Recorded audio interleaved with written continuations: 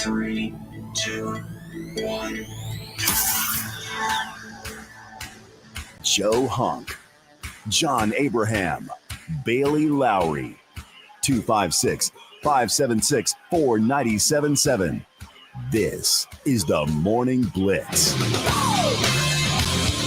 Hello and welcome in to a wacky Wednesday in a no man's land. John Abraham, Captain Cool, alongside Joe Hunk and the Bandy Man Bailey Lowery. Taking your phone calls all show long. 256-576-4977 is the number to get in on the Morning Blitz. And oh boy, we got a lot of fun things to get into, whether it's spanning across, of course, the college football playoff bracket that was updated yet again. And I will say this is probably the best time to have it updated because there was a lot of confusion going into this upcoming week. And now that we get closer to that said bracket in the playoffs, we're definitely going to need to know what's going to be going down. On top of that, you will be able to listen to said playoffs all throughout here on 97.7 ESPN The Zone, as well as Talk Radio WZZN. So make sure you guys have the apps that downloaded over on Apple and Android devices, or just go and check us out over online at 977ESPN.com. You can also find us over on X, as well as on Facebook at, of course, 97.7 ESPN The Zone. I'm not going to go through all of that, but Joe, we did get into a little bit of what happened yesterday with the playoff bracket. We were talking about all these different ways that it could be updated, and I was a little bit confused. And I feel like that was completely cleared up as we went into, of course, last night's show. Was it cleared up? Yeah, kind of. Okay, so help me with the clearing up of this, because look, I'll tell you, and I know it may be bad radio guy to not do this, but I literally don't pay one bit of attention to it. I just look at it once it comes out and I go, oh, okay, cool, here's my answers. Well, like, that's just what I do. See, I wasn't going to go out of my way to watch this show because we've talked about it a few times. Did it run its course? I mean, we already have the AP poll, and then all we have to do is do a little Twitter search, and then we're able to find it. And then we know where we are, where the College Football League stands. But now it shows us that, yes, a group of five school can make it into the top four. They can have a bye week. As of right now. But it is a for sure thing, because there were a few rules down there that were a little bit unclear, and they thankfully were cleared up last night, as Boise State now has that fourth position and a bye week in the first round. Whereas you see the Big 12 where they've fallen. Of course, BYU loses to Kansas. Bandy, I blame you. They fall down to number 12. No. One of his upset picks is the reason. Yeah, gotcha. As soon as I start seeing some success, you want to bring me down. Okay. But I got a question for the committee, though. What's up? Like us as the committee, or the real committee? No, for the actual committee itself. Okay. Yeah. Did y'all just forget about Northern Illinois beating Notre Dame? Because you know me. Hey. I don't say too much on the show. We don't talk about Bruno. No, how? Okay. We don't talk about Bruno. Is Notre Dame still number 6? How? There are a few wins that you could throw out there that were definitely quite appealing compared to, again, SMU, which SMU, say what you will. I see a lot of people talking about it. Their only losses come from that BYU team. But whenever it comes to the actual power that their schedule has, I don't think it holds as much merit, of course, as a Notre Dame schedule, where they started off this season against a good Texas A&M team that we, of course, have seen play throughout. That was a 15th ranked team, even higher, I believe, at that point. But 23-13 was the score of that one. Of course, they don't follow it up with a good game against Northern Illinois. Northern Illinois completely fell off the map. But they have gotten wins against the Louisville, Georgia Tech. You can go down the list. A Navy team that at the time was actually pretty good. You could throw out, that's about it. That's about it. That's about it. And two of those were ACC teams. Well, you make a point, but Louisville, of course, they're able to upset some big-time teams. They've been ranked for a majority of the season. They just got beat by Stanford. They did just get beat by Stanford, though. That was an upset. What conference is Stanford in, anyway? They're in the ACC. Are they really? Yeah, I promise you, if we would have done that pop quiz in August, I would have failed that test. You should have saw the 5 fans that were in the crowd just like screaming for that upset down in Stanford. So, Joe, actually, I got to admit, this is completely off tangent. since you told me that you stand up now, like this is a game changer. I'm telling No, you. I feel powerful. Exactly. Look, this is how I feel stand. confident. Every single day I stand at behind that desk that you're in right now doing Tom's show. And I've done that for probably the last 5 or 6 years. And no matter where I was, because when I stand, I feel more active. Prepared. I feel like I can attack. Yeah. I don't know why, just randomly if Tom's like, hit this. And I'm like, if I'm sitting, I just can't do that. So, no matter where I've been, there's been places where the desks are about as high as what ours are. And I just stand there during the entire show. I'm just moving around, walking around, doing my thing. So yeah, standing. Oh, I love the standing behind the mic thing. Yeah, it's weird when I'm sitting right now. Yeah, I bet you do. You're standing above us, Bandy. You know what? That's the looking whole down rule. on us like you're Notre Dame going Northern Illinois. What? Who is that? Thanos. Nah. They just snapped that loss away. That wasn't this year. This is not the loss you were looking No. for. Either way, That didn't happen. If you want to see Bandy taking the stand over on the other side of the glass, you can go and check us out over on WZZN TV on YouTube, and make sure you subscribe to that bad boy, as well as just interact with the ecosystem that is the comment section. But as we move forward, we will be hopping back into a little bit of the college football playoffs, because that is a big discussion on today's show. We will be talking a little bit of basketball. Bandy, I know you're pretty pumped up. Joe, if you try and derail this segment, I'm going to leave. I'm going to quit this job altogether, and people probably will be a little bit happy. I don't know what we're discussing right now. Little dire stakes. Bandy, I'm looking at you, and I'm talking to you and you alone. He's all right, totally ignoring me whenever he says we're going to talk basketball. Cavs' 15-game winning streak was snapped last night, but it didn't come easy. Why'd it have to be the Celtics? The Celtics were the team to beat them, and they did 120 to 117. And the Cavs, I mean, this is tied for the second most wins to start a season, alongside the Houston Rockets, as well as the Washington Capitals, which I guess this was back in the 40s, whenever they weren't a hockey team. But then before the Bullets. Before the Bullets. It also goes to they're behind a 2016 Warriors team that ended up having 23 wins to start off the season. We all know what happened with that amazing Steph Curry led squad. But I mean, what do all these teams have in common? They've gone to the championship. All right. They've gone to the finals. I mean, this is a Cavs team that definitely looks like they're able to do it. And Bandy, I want to know your final comments on this team. Is, of course, they aren't an undefeated team in the NBA anymore. Okay. So on the Cavs team, I mean, I still really like them. I mean, Donovan Mitchell had a performance last night, 35 points, 8 rebounds. Darius Garland didn't have that much of a game last night, but still though. Only lost to the Celtics by 3. Jason Tatum went off. I don't really say that too often, but 33 points, 12 rebounds, 7 assists. Yeah. Derek White played really well. I mean, this Celtics team as a whole is very strong. Yeah, no doubt about that. But when you compare to the East to the West, it's really kind of like comparing the SEC to the ACC.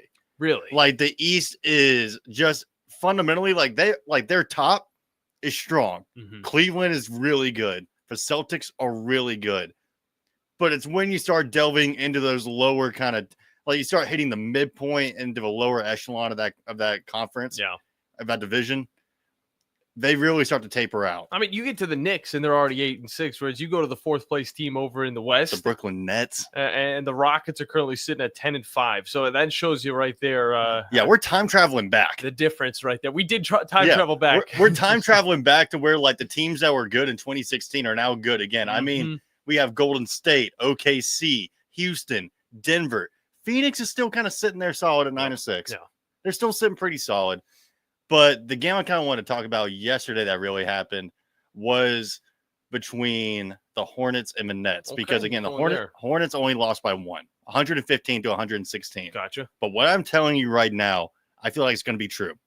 Brandon Miller will be on an all-star team either this year or next year. He is due. This front court of LaMelo Ball and Brandon Miller for the Charlotte Hornets team is one to watch. Yeah. This is a young team, and they are only going to get better. Yeah, no doubt about that. And Bandy, I know you were watching. And the Jazz lost. I know you were watching that game. 3-11. And the only reason I was going to bring it up was not because the Jazz, not because the Lakers. It was because of Dalton Connect, of course, former Tennessee Volunteer, putting up a personal best to 37 points and tied an NBA record by making 9 3-pointers last night in the win over Utah. he's looking legit. And I got to say, this is the first pick that they made. I mean, if you think about Bronny, they didn't even make that pick. All right. Yeah. They didn't make it at all. The only pick they made in this draft was Dalton Connect, and it's definitely paying off. As before we go into a little bit of more of the college football scene, I also wanted to bring this up because it was a huge move in the NHL. We've yet to talk about it at all, but the Boston Bruins have parted ways. It's not Havoc. We don't care. Was it talked about during the Havoc hour? It wasn't. It doesn't matter. Probably wasn't. Jim Montgomery was fired from the Bruins. He was fired? He was fired from the Bruins just yesterday. And this is the guy, you think back to 2 years ago, Bandy, we started the show. This show altogether was the afternoon blitz. This coach was just now beginning his time with the Boston Bruins. Yeah. He ended up winning the President's Cup with this team, around 68, 64 wins. Obviously lost in the first round to the Panthers. And then last year was the second year. He was able to get back to the playoffs, get to the second round, and yet again lose to the Panthers. This season, okay, it has to be a bad enough record to get fired. He's sitting at like an 8-9 record in the first 20 games of the season. And obviously there's like 2 or 3 ties in there, but getting fired after a little bit of a lackluster, a slow start like this is a little bit unheard of, especially when you look at his overall record, 120-41. Yeah, the Giants should take notes. I mean, come on. It's like, what are the chances you'll get a coach that's talking that's San Francisco? Or you're talking New York? Which Giants are we talking about here? Which one's worse? Both are bad. Yeah, both are pretty bad. Yeah, both. I just both. Yeah, actually, no. The Giants, New York Giants are way worse. Yeah, San Francisco Giants was at least competitive. Yeah, didn't they have De La Cruz or like the? No, De La Cruz is with the Reds. Yeah, that's right. Crap. Yeah, he's with the Reds. No, San Francisco. Yeah, San Francisco. Yeah, is amazing. Huh? Yeah, De La Cruz is amazing. He's got power. He's got speed. He's a tremendous arm. And now we talk baseball. Okay, yeah. You guys are talking about that. I'm just trying to figure out what the 2024 WBSC Premier 12 is. I have no idea. No, it's apparently it's an international baseball competition that Team USA is playing in, and I have no clue what it is. I guess they need more scheduled dates. Either way. Joe Sacco will be the guy Joe to take Sacco. over. I don't know. I thought you were just talking about Joe Flacco. No, he was he's now the interim coach. He's not for the Browns anymore. He's not getting sacked that much. Nah, yeah. Well, no, take it easy. You act like the Browns have a bad offensive line. You set yourself up. I did not set myself up. That was a crisp layup. You're just a in Titans the air. fan. I don't want to hear it. LeBron just coming in and slamming it down. At least my QB can play. His franchise quarterback is like the face of mayonnaise. Yeah. Take that. So is yours. But it's just really good different. mayonnaise.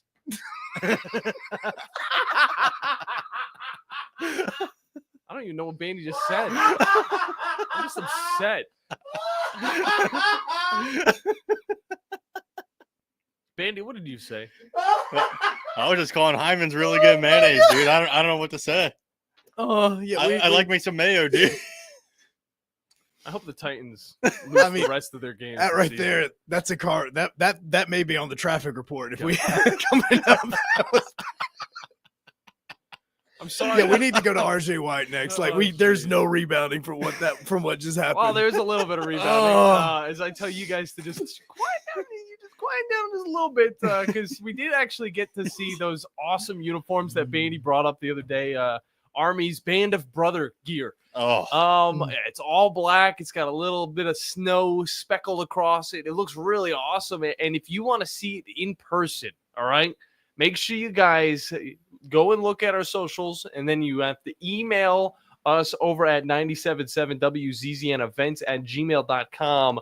A patriotic story from your own experiences or a family member's experiences, and we will be picking a winner for 2 tickets to the America's game, aka Army versus Navy. Yeah, we've already got 2 of them in, so go ahead, get them in as soon as you can. I'm telling you right now, we got more than 2 of them now. We got more than 2 of them now. I'm telling you, your story that you're going to have to send, it's going to have multiple people looking at it, reading it, and there are some powerful stories. Yeah.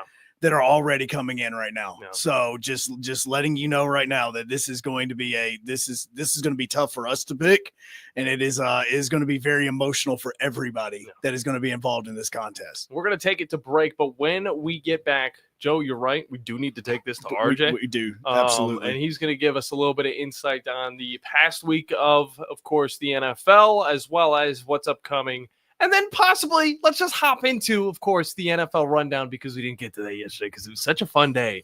Here on the Morning Blitz on 97.7 ESPN The Zone and ESPN Winchester.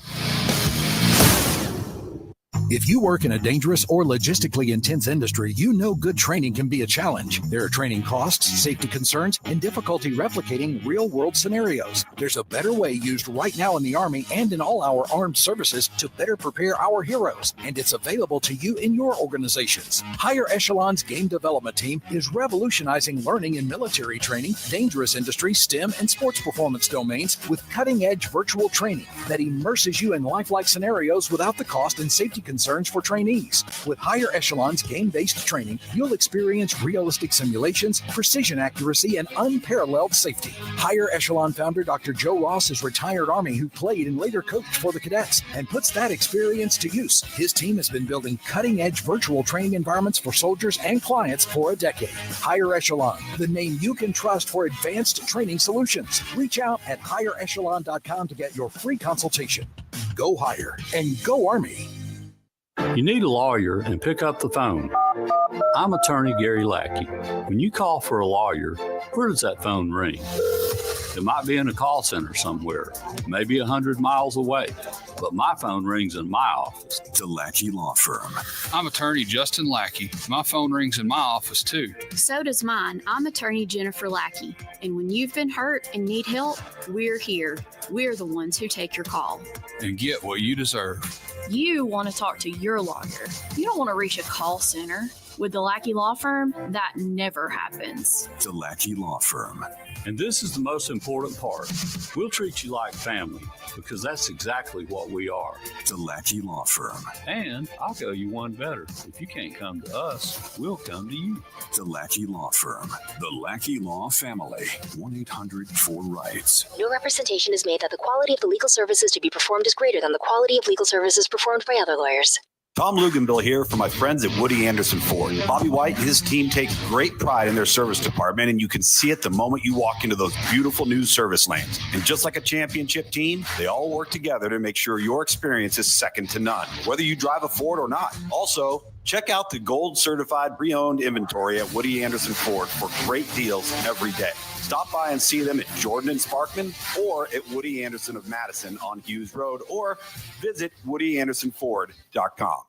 From the Fox 54 Weather Center, I'm Chief Meteorologist Jordan Dressman. A mostly sunny sky this afternoon. Definitely going to be cooler across the Tennessee Valley. Temperatures only climbing into the lower 60s. We drop into the low 40s as we head into the overnight. Even cooler for your Thursday. Plenty of sunshine, though. Temperatures only going to climb into the low and mid 50s. We drop into the mid upper 30s through the overnight. Early Friday morning. Definitely going to be a cold Friday morning commute. A partly sunny sky Friday afternoon. Once again, temperatures climbing into the lower 50s, dropping down into the mid 30s. I'm Chief Meteorologist Jordan Dressman on your home for ESPN Radio, 97.7 ESPN The Zone. We cover all the SEC schools, including Western Union and Venmo. I want that money! You know, 97.7 ESPN The Zone.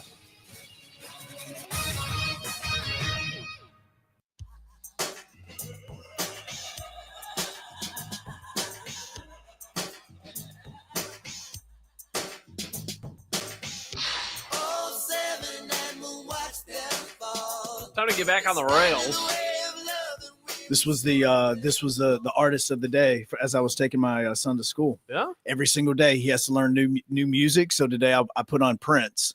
I put on Let's Go Crazy. Okay. But Gotcha. 7 is going to be tomorrow. I'll tell you, the company of the day is Fleming Roofing and Restoration, as always, of course, presenting this said show. These are the guys that you need to talk to about all of your roofing needs. And if you're having any roofing problems, make sure you look them up online.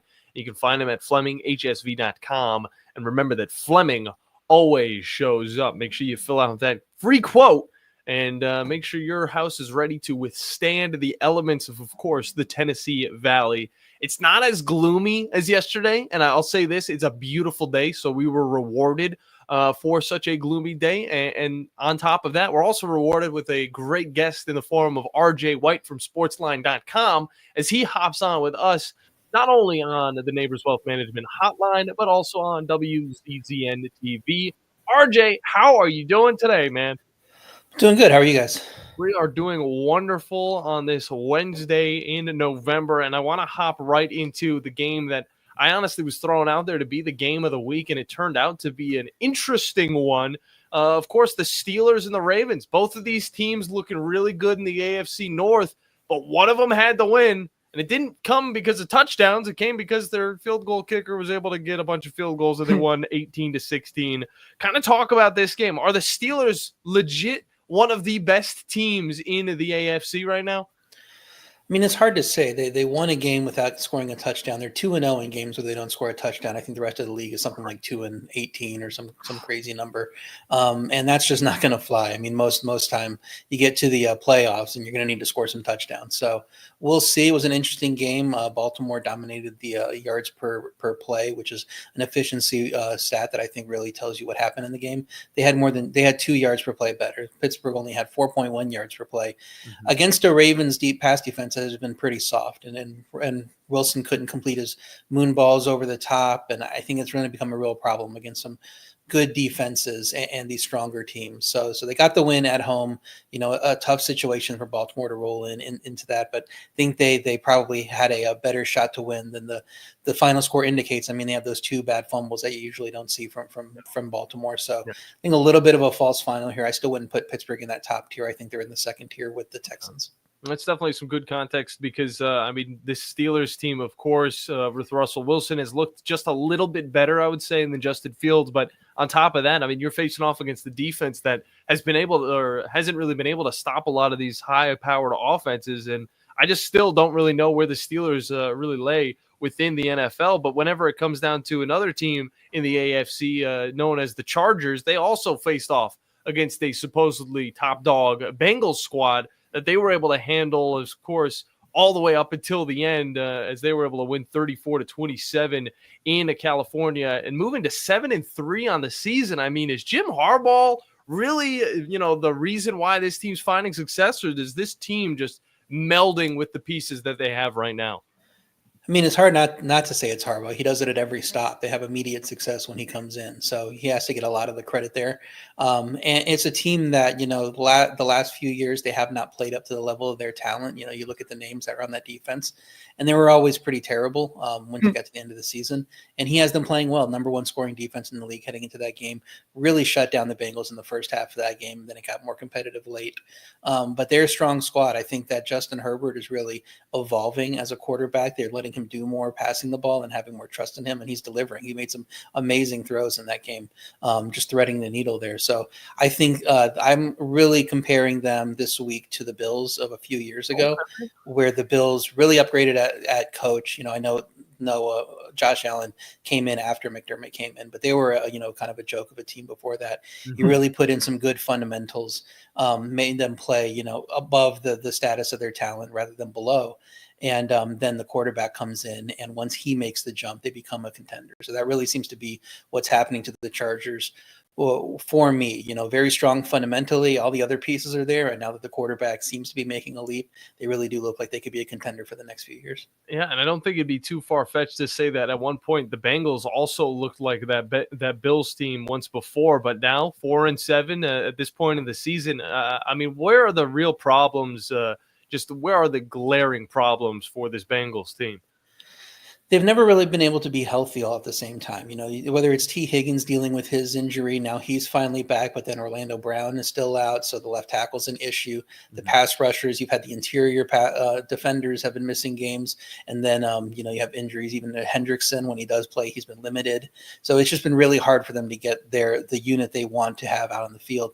And even saying that, most of their losses come against really good teams. So if they played a schedule of, say, like Pittsburgh in the first half, when they had that a little bit more of a pushover schedule, they might have a 7-4 record instead of 4-7 record. So I think it's kind of just been one of those years where nothing really worked for Cincinnati, and they couldn't get everybody on the page at the same time. I think it's still a talented team. It's a proven coaching staff. I don't think that losing Brian Callahan is like the thing that makes them fall apart from a team perspective, but we'll see. This was kind of the year that they had to make a push. We'll see what T. Higgins does next year, and we'll see how they regroup going into next season. Because as of now, none of the young receivers have really stepped up to be that number 2 option once Higgins leaves, as we can see when he's not on the field, and they just aren't as competitive as they should be.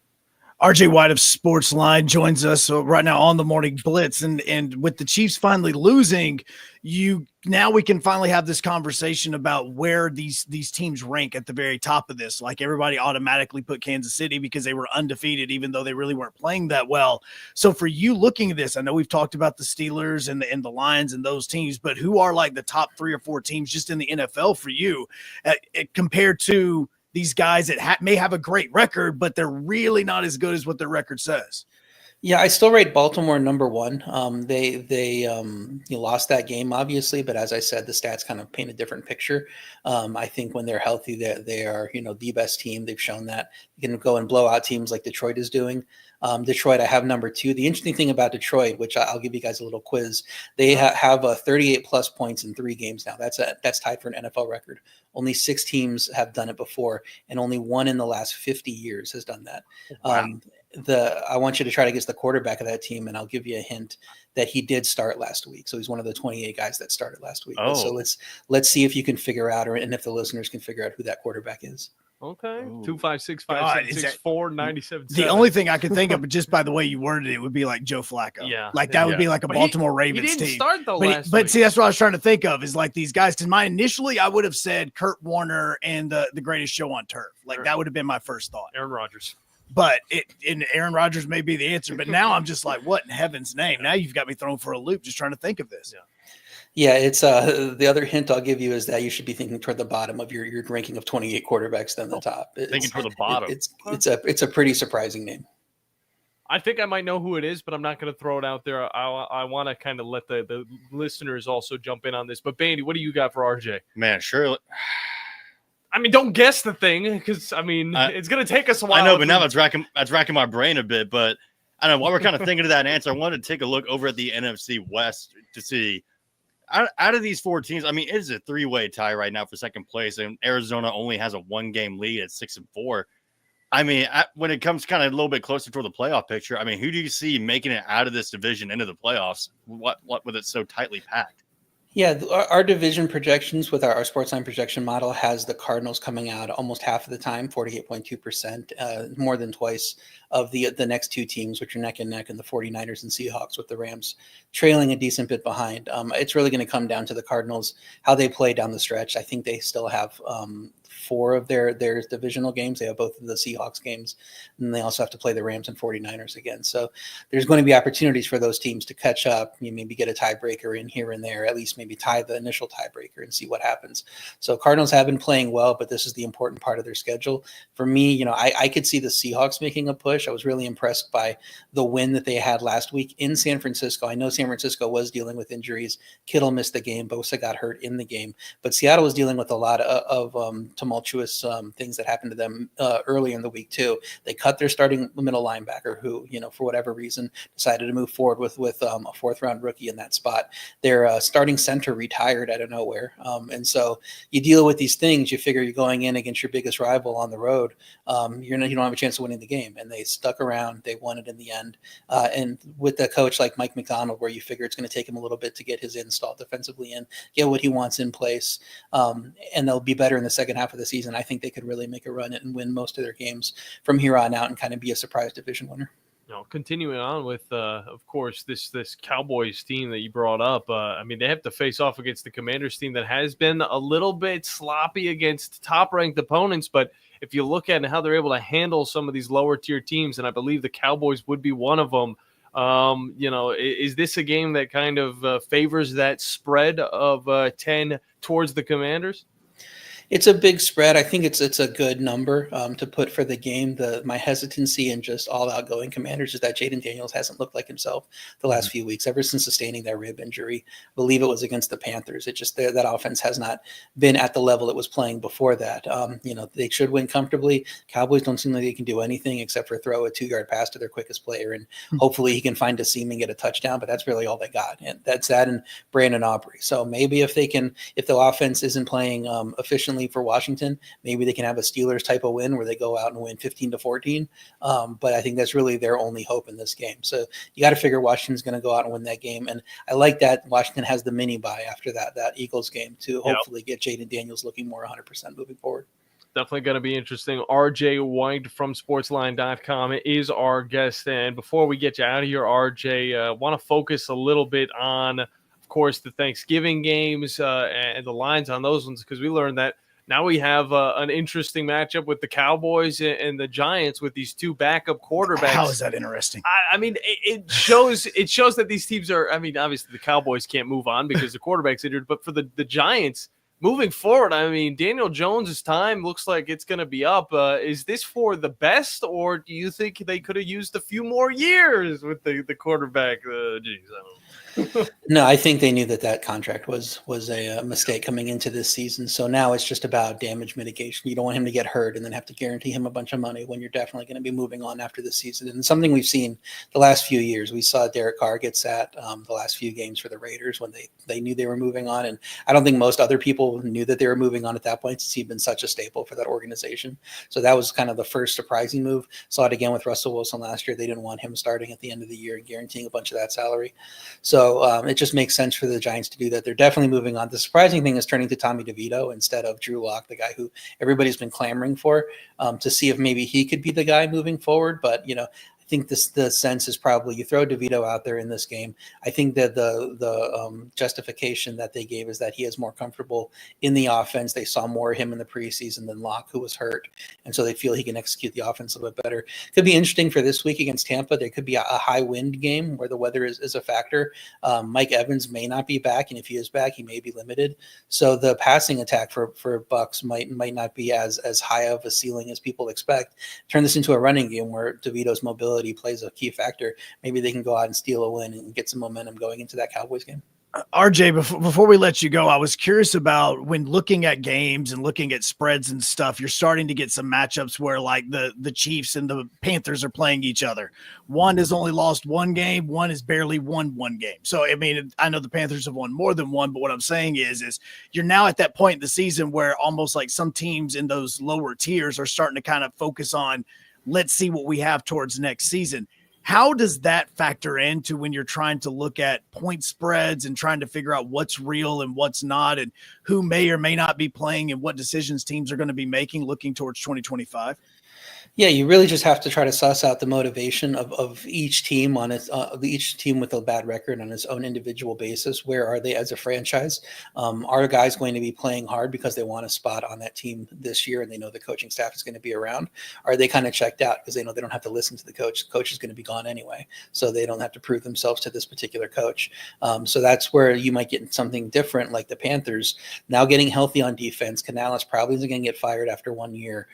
They'll go into next year probably with a new franchise quarterback who's buying in, who's playing motivated. You might get them to upset some teams that or play close to some teams that are big favorites like the Chiefs that you wouldn't expect.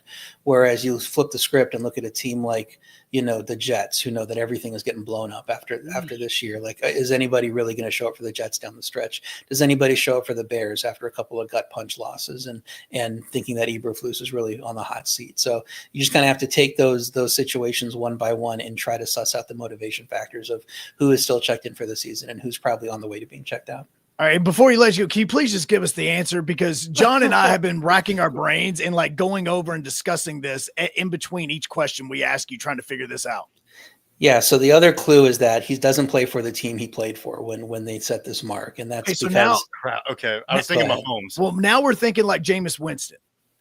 That's a good guess. The answer is actually the 2001 Patriots, and Mac Jones had 3 massive wins of like 52-10 and 48-7, few games like that. So out of nowhere, like when you take a stat like that it seems so dominant for one team like the Lions, you look at the comparables and okay, the 2021 Patriots who lost in the first round of the playoffs is their comparable in recent history. So I thought that was a very interesting stat. Dad Body Jones, Roll man. Tide. I mean, that's just the way to do it. Dad Bod Jones. Sheesh. RJ, let the people know what's going down on Sportsline and how they can follow you over on socials. Yeah, you can find me on Blue Sky at RJ White 1. At Sportsline, we have our Discord that's been out for a little bit over a week. It's been great. Community's been contributing a bunch, asking a bunch of questions, throwing their picks in there. It's been a great conversation for the last 9 to 10 days. So looking forward on that expanding as we go forward. All right, man. We'll talk with you next week. Enjoy it and have some fun, man. It's gonna be a good week 12. Thanks. Take care. Good stuff. RJ White from sportsline.com. Make sure you guys check his work out. Join that Discord. You might even see Bandy Man in there throwing out some of his oddball picks. I'll be hanging around in there. I'm not throwing out picks. I'll be hanging around lurking. Just like you are now standing up. Yeah. Dude, seriously, you are involved in the standing up thing. Like it feels good. It changes everything. It changes everything. It does. Try it at your job. There's a reason why they now sell like stand-up desks. Yep, the ones that move up. And Yes, move down. there's a reason why they do that.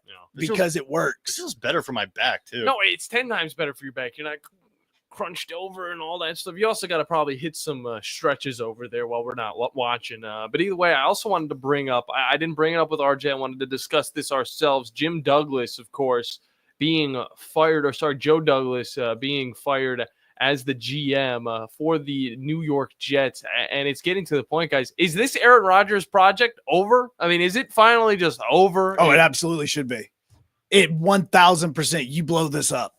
You blow every bit of this up. You get rid of Adam Sandler and his friends. You get rid of everything. You keep your two good pieces in Hall, Sauce Gardner, and any other player that is at least on a rookie deal, Wilson, and you get rid of them. This is the reason why they restructured the deal with Hassan Reddick. This is every bit of this is you blow this up. You tried the whole Philadelphia Eagles. We're bringing all the guys together and we're going to succeed. Like you're doing every bit of that. And now not only are the Jets suffering, but also you have the NFL suffering because of how many times we've had to watch this god-awful team on national television and talking about how good the Jets should be and all the players that they have. And now, thankfully, the remainder of the Jets games are all noon kickoffs. Thank God. Golly. We do not have to watch them if you do not want to. Jets owner Woody Johnson wanted to apparently bench, of course, Aaron Rodgers at week 4. And this is the thing that going into the season, you kind of have to understand that your quarterback is older. You've already seen him go down last season. You need to have that backup ready. Who do you think the backup is? It's Tyrod Taylor, of course. Because he is like the most backup ready quarterback. And he is. Way better than a Skylar Thompson for the Dolphins. This is the reason why I tell you, have a good backup. Tyrod Taylor has kept himself in the NFL by being a solid backup quarterback, going in and not making too many mistakes, except for letting the Chargers medical staff touch his lungs. But other than that, it was pretty bad. But other than that, just not screwing up on the field. That's what he's done. Yeah. That's what you want from a backup to do. You look at those guys. I want to say it was Matt Moore. I want to say was the backup quarterback for the Miami Dolphins for years. And then he eventually went and backed up Mahomes. Yeah. But like he was always the backup, but because of whoever was in front of him kept getting injured, he kept finding himself getting starts and he just kept being a solid backup quarterback. And that is what you're going to need because now if the Jets go with Tyrod Taylor, the offense may actually look better. It may look better. You're not wrong. He's more mobile. He has the ability. Now, I'm not saying he's a burner, but he's at least got the ability to get out of the pocket, extend to the plays just so that he can get the pass off. Okay. He is better for what you're going to want to do other than Aaron Rodgers saying, screw it, I'm throwing it up, and then I'm going to go over and bash you because it's your fault that I did something dumb. Yeah. The Jets are honestly doing something that I feel like the Cowboys should do, and that's just blow it up. Clean a house, and then blow up AT&T Stadium, and then build a new one. I'm telling you, like it's already falling apart. The roof is already coming down. I saw a video on it. I actually saw which a video is kind of crazy. Falling, I mean, it almost hit a person. I thought there was nobody around. The arena's the stadium's only 15 years old. Yeah. I mean, it was like 2009. I want to say is when it opened up for the very first time. Like it's not an old stadium, and obviously it's something simple that they. Quite frankly, if you guys were going to open this up early, you probably should have done it a few days beforehand. I'm assuming you did to test it. Or did Jerry just walk in and be like, I want to see the stars? Like, I don't know. What did he do? He's like, I got to look up to see him because I can't see him on the field. So I want to look up to see the stars. Like, what was the idea? The idea behind the stadium in the first place was that it has a feel of it being outside.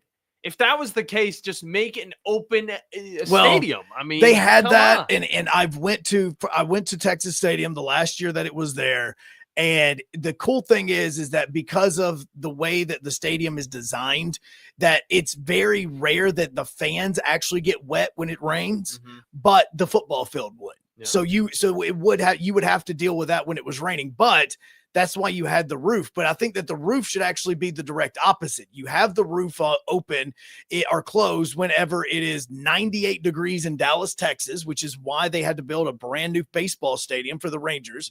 So you have it when it's that kind of hot, or you have it when it's 21 degrees outside. In between, you should have it open. It should almost be an NFL rule that if it is between 80 degrees and 30 degrees, you should have your roof open. You'd love to see that implemented, but at the same time, since all of these stadiums are going to a dome, Well, and look, a lot of them don't actually open. Well, and a lot of these stadiums also, some of this is game time decision stuff. I remember a few years ago, the Titans went up to Indianapolis. They had a dome stadium. The team told them that they were going to keep the roof closed.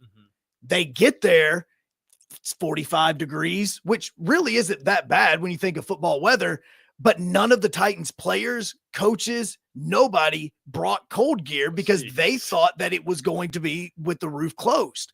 So they get into the game and all the players are freezing their tails off because initially they thought that the roof was going to be closed, so they didn't have any cold gear. Should have had that. Well, I mean, that's what they call home field advantage. Yeah, that's what my mom would have said. Should have came prepared. Yeah. Honestly. I mean, I don't disagree with you. Multi-million-dollar industries. But it's like you should have came in thinking that they weren't going to have that roof closed. Yeah, like it was some of those things that, that's where the conversation needs to be. Like if it's raining, roof closed. If it is above 90 degrees, roof closed. If it is below 30 degrees or below freezing, roof closed. Rest of the time, roof open. Yeah, if there's one thing you should know if you're a Titans fan is you never trust either the Colts or the Chargers. I don't know what it is. I just feel like those two teams are the ones to just not trust if you're a Titans fan. Let's take it to break. I don't like them. When we get back, we're going to be closing out this first hour and heading on into the second, and you're going to want to stick around for it because we got the Cover 5 on a wacky Wednesday in no man's land here on the Morning Blitz. This is Brent Musburger's VSiN Action Update on 97.7 ESPN The Zone. This action update is brought to you by G-Bank. Earn cashback rewards on every eligible gaming transaction. VSiN.com/G-Bank. The latest college football playoff rankings are out. The top four in the new 12-team format get first-round byes. Right now, that's Oregon, Texas, Miami, and Boise State. Ohio State's 5th, Penn State 6th, Indiana 7th, Notre Dame is 8th, Alabama 9th, Ole Miss 10th, Georgia's 11th, and BYU 12th. Ohio State, the current betting favorite to win the national title at plus 300, the Oregon Ducks plus 450, Georgia and Texas plus 500, Alabama plus 800, Ole Miss plus 1,100, Notre Dame plus 2,000. Same for Penn State, Indiana plus 2,500. Tennessee plus 4,000. Boise State plus 10,000. That's the VSiN Action Update on 97.7 ESPN The Zone. I'm Chuck Sanders. You want the right specialist for your recovery. At SportsMed Orthopedic Surgery and Spine Center, we understand every body is different. Your muscles and bones are unique, as is your body. Our SportsMed specialists offer innovative treatments and minimally invasive procedures, allowing you to quickly return to the life you love. Locations in Huntsville, Madison, Athens, and Decatur, and on the web at sportsmedalabama.com. Improving performance, improving lives. From heirloom diamonds to contemporary jewels, Loring & Company is the place to find something truly special. Whether shopping for a diamond ring for that once-in-a-lifetime occasion or marking a milestone birthday or personal achievement with a Rolex watch, you'll find just the thing in our edit of the world's most sought-after brands, including David Yurman, Roberto Coin, Marco Bicego, and Fopay. Expect a treasure trove of the world's most unique, even breathtaking earrings, rings, necklaces, and bracelets, making choosing just one piece a challenge in itself. Loring & Company Jewelers on Airport Road. Hi, this is Wes Neighbors. I'm here with Sam Fleming with Fleming Roofing and Restoration. Sam, tell the folks about Fleming Roofing and Restoration. Hey, Wes. Our company, Fleming Roofing and Restoration, specializes in commercial and residential roofing and repairs. I'm a fifth-generation Huntsvillian, and our family's been doing construction business in Huntsville area since 1965. Sam, what kind of roofs does Fleming Roofing and Restoration do? Our guys are skilled enough. We can come out and address any kind of leaks or issues you might have on your commercial, on your metal roofing, on your your shingles, we can do anything, and we can offer you a solution to repair it or we can replace it. Well, you guys also do insurance restoration. Our staff has 10 plus years of experience as insurance adjusters, and we really do know the inside and out of the claims process at Fleming Roofing and Restoration. Check out Fleming Roofing and Restoration online at FlemingHSV.com, or you can call or text them at 256-651-9440. Hey, Wes, we show up. The state's largest orthopedic group is growing to meet the needs of the patients in our community. The Orthopedic Center has long been the most trusted name in orthopedics in North Alabama. So as our area continues on the fast track, so does the need for premier orthopedic care anywhere and anytime you need it. TOC is proud to announce the opening of our new locations in Albertville and Hampton Cove, along with the grand opening of our newest office in Decatur. These clinics will offer the same high-quality orthopedic care you have come to associate with TOC, with the convenience of being closer to home. As a patient, your time is your most precious asset, and we recognize that at TOC. That's why we are also proud to announce the opening of our urgent ortho clinics to handle those bumps and bruises that need prompt attention. These clinics are available to care for acute orthopedic injuries with no appointment necessary. With 38 physicians, 20 centers of excellence, and now more than a dozen locations to serve you, TOC will continue to be the name you turn to for the best orthopedic care at the right time. Visit our website at visittoc.com for more information. TOC, helping you live a better life. Want to save some money? I can take money and I can make it into more money. Just check out our zone deals online at 977ESPN.com. We are 977 ESPN The Zone. What they don't know is the board, the drama, the guns, the armor, the city, the farmer, the babies, the mama, the projects, the drugs, the children, the thugs, the tears, the hugs, the love, the slugs, the funerals, the wakes, the church, the coffin. We're getting straight into it, guys. Joe, you wanted more modern music? You know what this sounds like? You know what it is like. Is that Tecmo Bowl? No, it sounds like Pro Baseball Spirits 2024-25 is what it sounds like. I'm not kidding. I downloaded part of the game last night. Haven't got the whole thing downloaded yet. This is the music that plays during the whole thing. like obviously during the menu. That's what it is exactly. That's the first thing I thought of is Japanese do it best. I'll say that much. No, I'm just kidding. USA. They do. USA. I can't talk about the game I've been talking about, but yeah, true. No, yeah. Some of the video games, we'll say, are top tier. But either way, I like some Tecmo Bowl. We can roll with this. Let's hop into, of course, the NFL rundown, and it's going to be a quick one as we start with the Commanders and the Eagles. This was on Thursday night. Of course, the Eagles got the win, moving to 8-2 on the season as the Commanders still struggle against teams that are over 500 on the season. Move over to the Chargers and the Bengals. This one went punch for bunch all the way to the end. Justin Herbert leading the running game and the passing game for the Chargers, as Ladd McConkey, of course, the rookie, is a stud for this California home team. This Bengals team is not a 4-7 team. It does not look like it. It's not a 4-7 team, man. Joe Burrow, 356 yards, 3 touchdowns. And Chase Brown's not bad either, making some sparks for this team. Chase Brown had over 150 total yards. You had T. Higgins had over almost 150 yards in this. Like, this Bengals team is much better than the 4-7. And if they get the other players healthy, then this could be a team that could potentially upset one of these top tier teams in the playoffs. No doubt about that. 27 points on that really good Chargers defense, but it wasn't enough as the Chargers win 34-27. Moving to 7-3, Jim Harbaugh was in fact the answer. Bills and the Chiefs. This one, in typical fashion, went down all the way to the wire, and Josh Allen just put this entire team on his back and ran them into the end zone. I don't think people realize how big that play was, not just for that game, but for the career of Josh Allen and all the weight that man has carried on his back.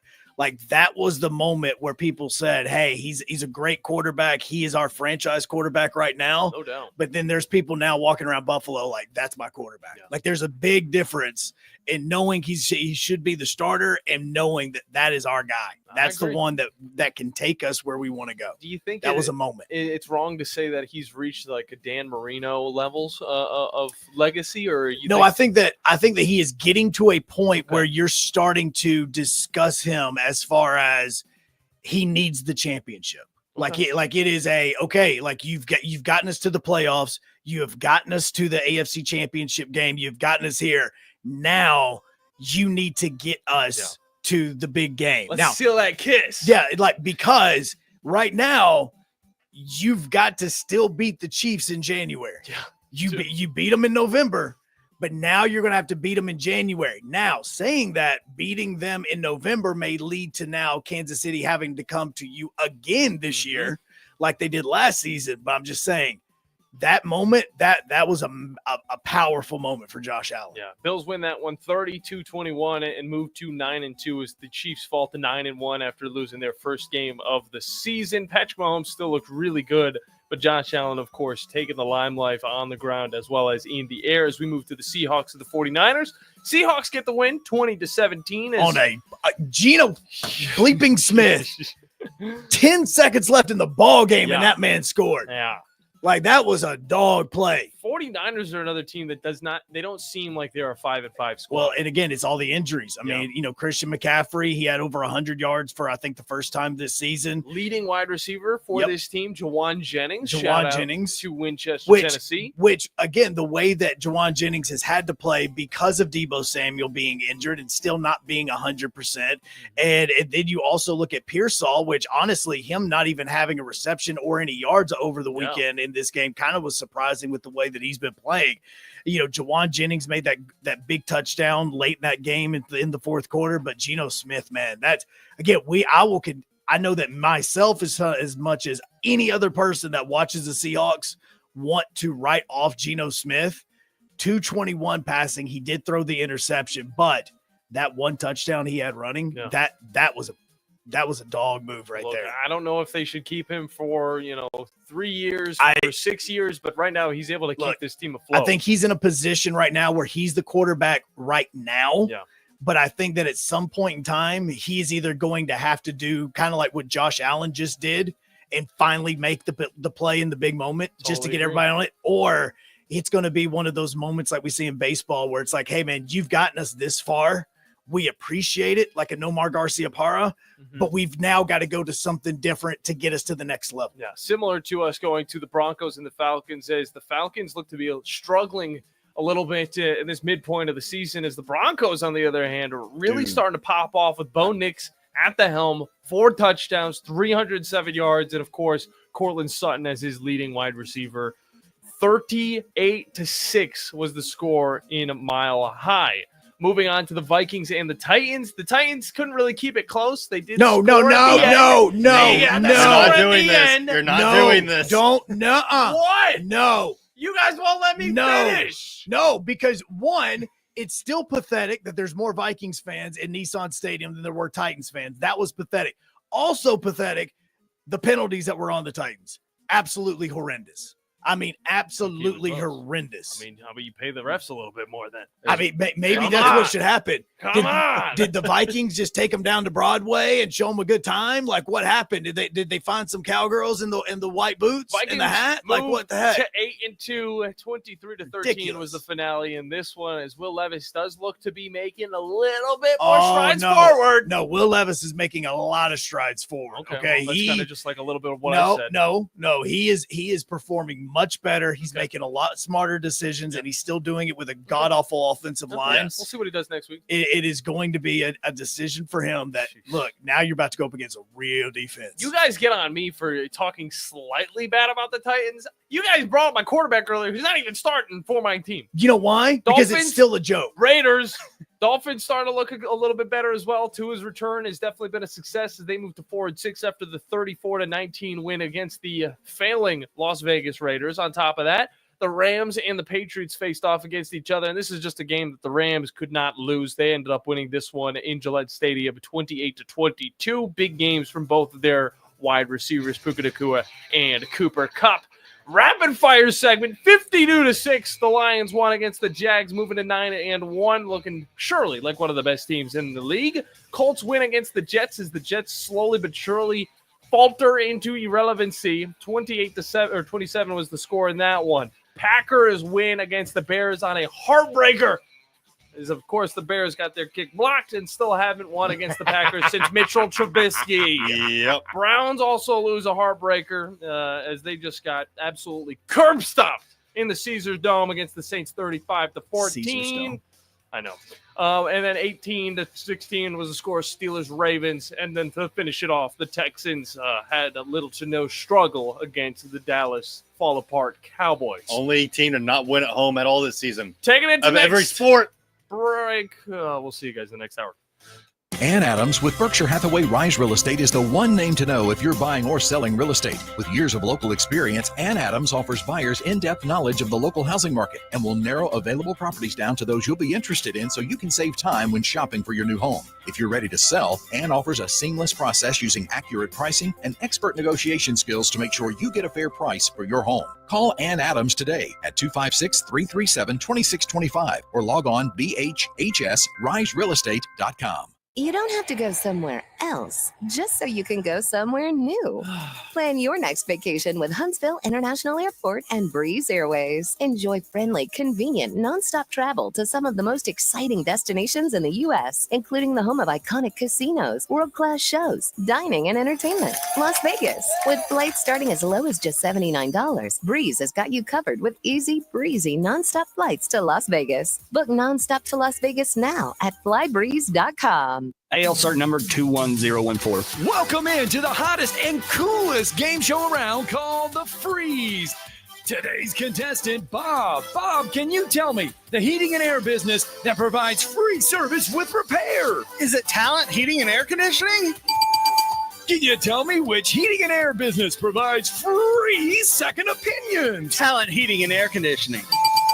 You are our grand prize winner. You have won a visit from the #1 heating and air business in the Tennessee Valley. Talent Heating and Air Conditioning? That's right. Talent Heating and Air is coming to you. This is Thomas with Talent Heating and Air Conditioning, and you don't have to win a game show to use us. We have free second opinions year-round, and we're doing free service calls with a repair. So just remember, call Talent Heating and Air Conditioning at 256-503-4490. Or visit us on our website at talenthvac.com. In the Army National Guard, soldiers serve part-time and close to home. My community means everything to me. It helps shape me into who I am today, and is where I choose to raise my own family. That's why I joined the Army National Guard. I'm proud of where I'm from, and as a soldier, I get to give back to the people that helped me succeed. The education benefits I got from serving helped me get my degree and jumpstart my career. The training and leadership skills I've gained from the Army National Guard help me every day when I teach young people, help my neighbors, and look out for my community. I know that when my neighbors need us the most, my fellow soldiers and I will be ready. My family loves it here, and my part-time service means we get to stay here. Serve part-time in the community you live in as a proud member of the Army National Guard. Talk to your local recruiter or visit nationalguard.com. Sponsored by the Alabama Army National Guard, aired by the Alabama Broadcasters Association and this station. By now, you know about Eagle Masonry and Insulation, and maybe you know that Eagle also does landscaping and dirt work. But how about after paint work? Shower doors, shelving, and mirrors, all taken care of by Eagle, the same Eagle that takes care of all your masonry, insulation, and landscaping needs. Eagle brings the same level of expertise to all these disciplines, and they're ready to provide you with a free quote. The website is the same, insulatewitheagle.com, as is the phone number, 256-755-1556. Give them a call and see what Eagle can do for you. Eagle saves you time. Eagle saves you money. Specializing in simple and affordable rentals, McCurry Van and Car Rental can make sure you have just the right vehicle for your next family vacation, weekend getaway, or if you just need transportation while your vehicle is being repaired. McCurry carries Ford Transit vans and Mercedes Sprinter vans, trucks and work vans, and more. And they offer discounted rental rates for long-term rentals. Now with 4 locations: Athens, Muscle Shoals, Coleman, and Huntsville. Log on McCurryRentals.com to make your reservation now. That's McCurryRentals.com. If hunting and outdoor recreation are your passions, it all starts with the right property. That's where I come in. I am Bo Butler with Southland Realty and Auction, a hunting and recreational land specialist and a Jackson County native who sees land through a hunter's eyes. Just as you trust your guide on a big game hunt, you can trust me to find the perfect property for you. Thinking of selling? Let me help you make your land attract buyers. Remember, Bo knows land. Call me at 256-609-0512. From the Fox 54 Weather Center, I'm Chief Meteorologist Jordan Dressman. A mostly sunny sky this afternoon. Definitely going to be cooler across the Tennessee Valley. Temperatures only climbing into the lower 60s. We drop into the low 40s as we head into the overnight. Even cooler for your Thursday. Plenty of sunshine, though. Temperatures only going to climb into the low and mid 50s. We drop into the mid upper 30s through the overnight. Early Friday morning. Definitely going to be a cold Friday morning commute. A partly sunny sky Friday afternoon. Once again, temperatures climbing into the lower 50s, dropping down into the mid 30s. I'm Chief Meteorologist Jordan Dressman on your home for ESPN Radio, 97.7 ESPN The Zone. This is Brent Musburger's VSiN Action Update on 97.7 ESPN The Zone. This action update is brought to you by G-Bank. Earn cashback rewards on every eligible gaming transaction. VSiN.com/G-Bank.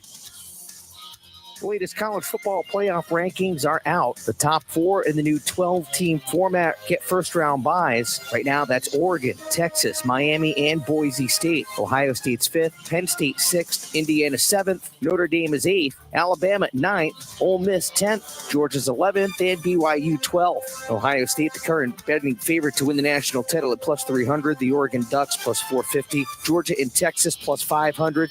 Alabama plus 800. Ole Miss plus 1,100. Notre Dame plus 2,000. Same for Penn State. Indiana plus 2,500. Tennessee plus 4,000. Boise State plus 10,000.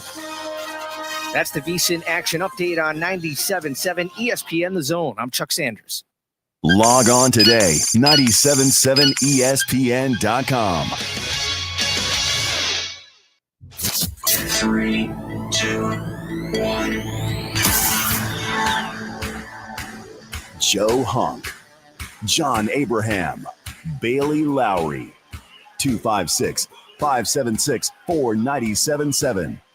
This is the Morning Blitz. Second hour, final hour, best hour. Let's get this going on this Wednesday, which has felt for me like a Thursday. I don't know why.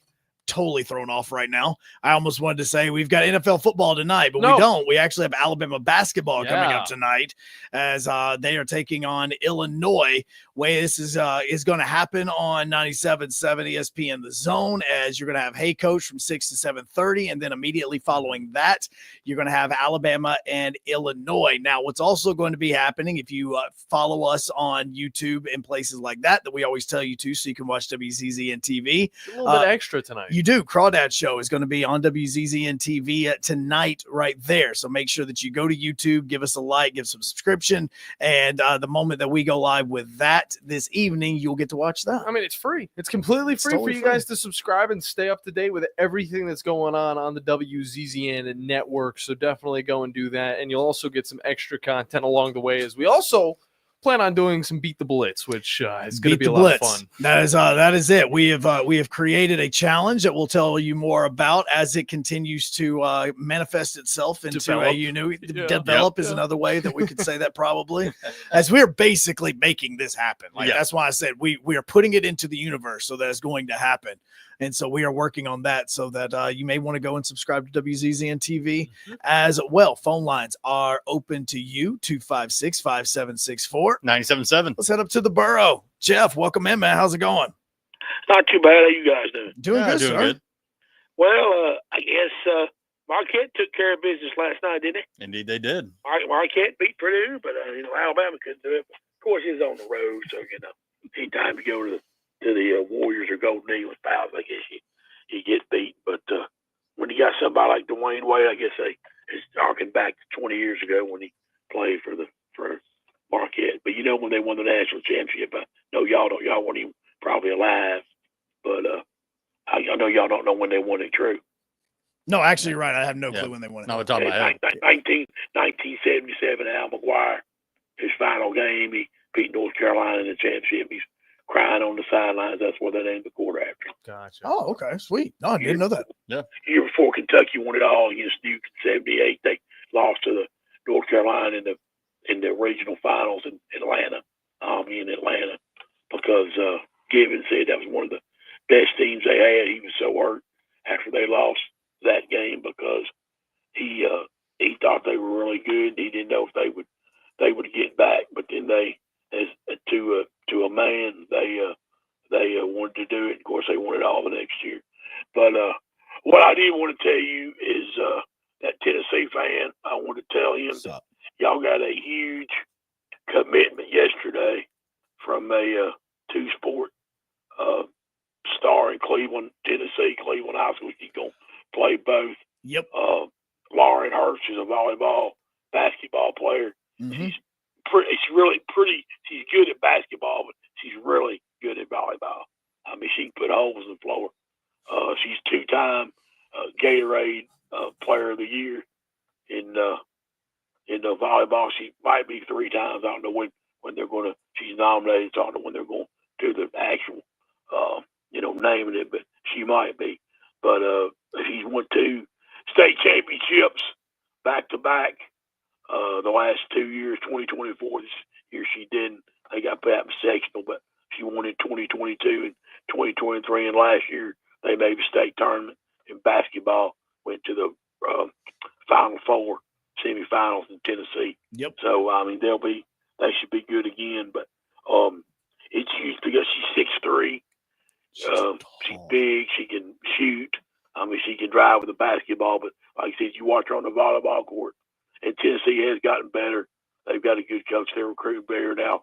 Whether they're going to win the SEC, I don't know about that, but they'll definitely be in the tournament and everything. But and I do ask you guys to play with the playoff rankings I saw last night. Mm-hmm. I love it. Way to go, boys! Love it, love it. Let me tell you something, guys. What you got to do is this. I know you're gonna hate me when I tell you this. If you're undefeated, you go above everybody else. Because there's nothing else you can do. You play who's in front of you. Strength of schedule be damned. I don't care. It matters not. If you beat them all, you win it all. Okay? 1984, when you guys weren't alive, BYU was the only undefeated team in college football. They played the Holiday Bowl, played Michigan. I think they were 6-5, whatever. They won that game. Oh, we can't have that. We can't have that. Oklahoma's Barry Switzer screaming, but he got with the or whatever. But they're the only undefeated team left, so they won it all. Look it up. They won the whole thing. And one time they ever won, Lavelle Edwards coached them. So do you not believe the undefeated teams go ahead of one-loss teams? True. But Indiana's not ahead of Ohio. That's where I was going to ask you about was the Indiana part. Yeah, literally depends on who they play. Oh, okay. It's okay. Yeah. So there's nothing else they can do. These games are scheduled 3-4 years in advance. I know you can buy them out and stuff, but they're scheduled 3-4 years in advance.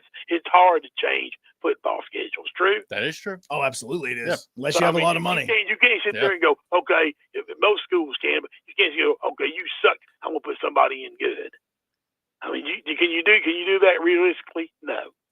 Because you got to play who's in front of you. That's what you do. Yeah. If you beat them all, you win it all. And I think that's the best part about this 12-team playoff is now it gives more teams that have those easier schedules an opportunity to play for a chance to at least make it to the national championship, like Illinois. But they, of course, have to get by Ohio State this week. Indiana, not Illinois. Sorry, Indiana. Yeah. Yeah, Illinois already lost. They're 7-3 right now. I know. That was just me mixing up my eyes. But no, Indiana. Yeah, no. Look, if Indiana wins this weekend and they beat Ohio State, they should be the number 2 team. Very much deserved. Yeah. What about Oregon? Are they number 1? Oregon's number 1 right now at 11-0, but should they be there? Well, they beat Ohio State, and that was the team that's definitely sitting atop the college football scene. So I think there's a little bit more merit behind it. So you're still going. What if Indiana didn't play Ohio State? Let's say they didn't play them, for example. Indiana goes undefeated. Ohio State has 1 loss. Are you really going to put Ohio State over them? Are you really that stupid? I wouldn't put Ohio. I wouldn't put Ohio State over them if Indiana didn't play them and they ended up undefeated. I think Indiana was undefeated. I'm talking they undefeated. Yeah, if they were 12-0, whatever it is. If it was Indiana undefeated, they were playing Oregon in the Big Ten championship, and Ohio State was on the outside. Right. No, I'm not talking about. I'm talking during the year. I ain't talking about no championship game. I'm talking about at the end of the year before the championship games. Are you going to put Ohio State on 1-loss Ohio State ahead of undefeated before the championship games? Are you serious? Are you really going to do that? Depends on the strength of schedule, because I will go back to that. No, because if you go 12-0 against cupcake programs, I hold less weight to that than going 11-1 against top 25 programs. Oh, good God! I mean, it's just the way it is. But there's no, so you're telling me that's why I got no respect for Notre Dame. Well, I know you. Y'all hate Notre Dame. No, I like Notre Dame. You know why you hate them? Because they're not in the conference. That's why you hate them. You know why? Because they want all the money for themselves. They don't want to share. And if I'm them, I don't do it either. I'm not joining a league. Yeah. I'm not going to share it with people. Screw it. I'll do what I want to do. Yeah. If I can still be in the college football playoff and not be in the conference, maybe I'll do it. I ain't worried. Well, you're telling me that if you could do all this stuff, you still be in the conference? No, I mean if I was in Notre Dame spot, if I was the head of Notre Dame, I mean I would stay out of conference too, because all it does is benefit Notre Dame. Like all it does is benefit them. But I'm saying as an outside watcher looking in on Notre Dame, I don't have as much respect for their program. Well, I mean. Okay, I mean, it is what it is. Yeah. Y'all SEC bias is all it is. It's just SEC. What about Ole Miss being over Georgia? Everybody complaining about that too. I don't think anybody's complaining about that. Ole Miss beat them pretty handily in that matchup, but there are some people that say that that Georgia team has had a tougher schedule. But I mean, at the end of the day, it's kind of wild too how differently we could be talking about Ole Miss too. If that LSU loss hadn't come through. And I'm not really counting the Kentucky one because that was a game where Kentucky did just outplay Ole Miss.